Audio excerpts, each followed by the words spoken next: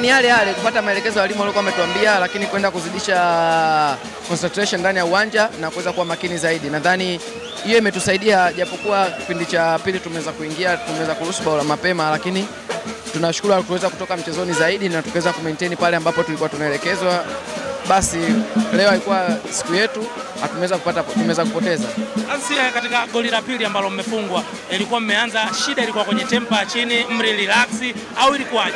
Amna, ni mpira, sababu ni kama unavyoona kwamba ukifanya mistake kidogo unapata, maana goli inaingia sekunde.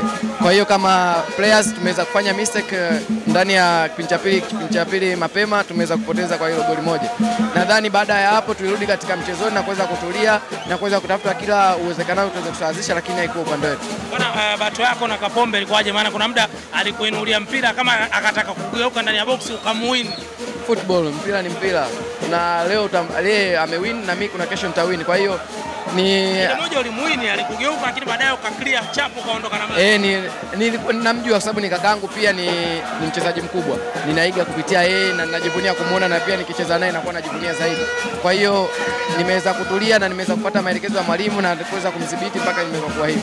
Kapombe ni mchezaji wa aina gani kuweza kukabiliana naye uwanjani? Ni mchezaji mzuri na ukimwangalia lazima umpe heshima kwa sababu ame-maintain katika misimu mingi na ameweza kufanya vizuri. Kwa hiyo ni mchezaji mmoja mzuri na ni hatari zaidi. Kwa hiyo unapokuwa unakabana naye lazima utumie akili zaidi.